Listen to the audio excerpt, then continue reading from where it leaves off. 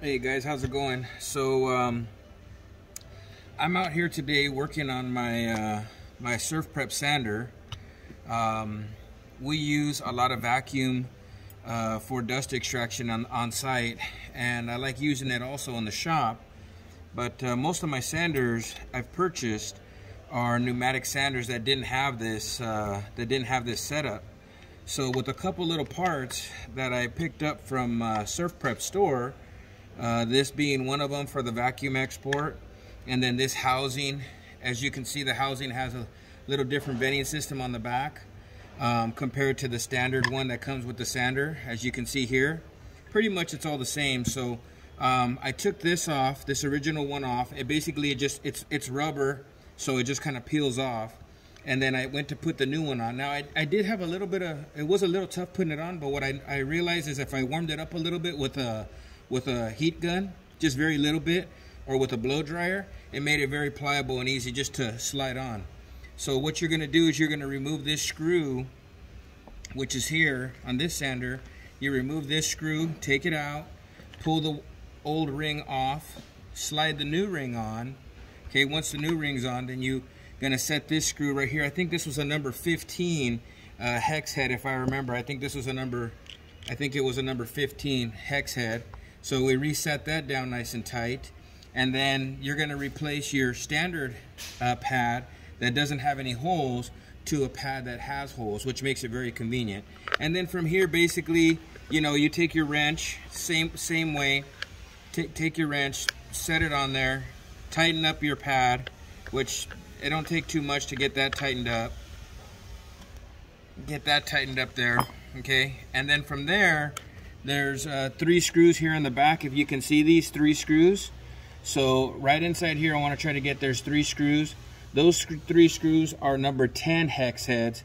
You release those, and then all I did is I took a pair of channel lock pliers, or if you have an open end wrench, and then loosen this part here a little bit, and what that allows you to do is that allows you to take out this plastic grommet right here. There's a plastic grommet that sets inside here that you need for support for your, when you install this vacuum piece, which is right there. You can see this, this set right here. So it's pretty simple. There's one bolt right here that we use that locks it all together. And I'm pretty much putting it all back together right now.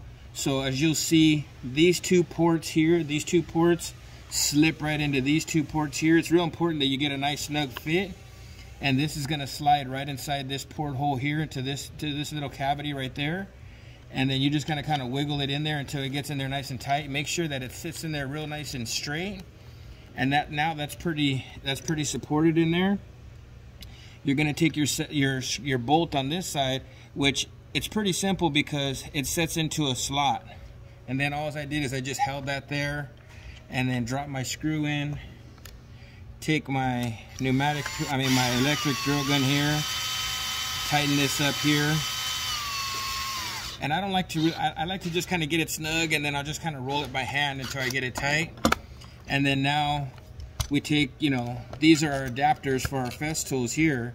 So we take our adapter, we put in a brand new adapter, and then now what this does is it allows us to use our air, which I have right here next to me.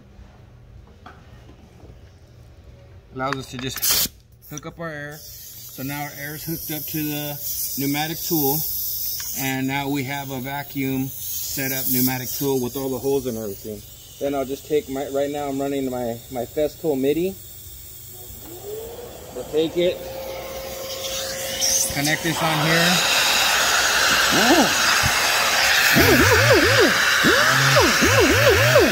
And we're ready to go. And the vacuum on it is really nice. The vacuum on it's really nice, it makes it easy. So I kind of just wanted to show you guys this. This is something that I've been wanting to do for a little bit. I had talked to the people over at surfprep. I had talked to Hannah about it, and also Skylar. They said it was a pretty easy modification. So the next thing I'm going to do is I'm going to take, this will be my next video, is I'm going to take my 3x4 and I'm going to convert this over also to vacuum. Because in the shop I've noticed that when we're sanding our doors, let me pull one up here. if you're not using a vacuum,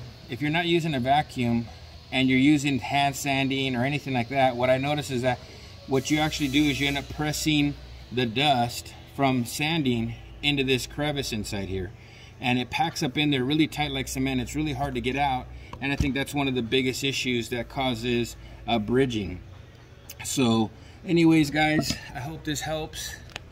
I hope this helps you guys. This is something that I've been wanting to do a little video on, but I wanted to make sure I was going to do it all together in one shot, and I hope this helps you guys out in the future, maybe changing some of your tools over to vacuum. You guys have a good day.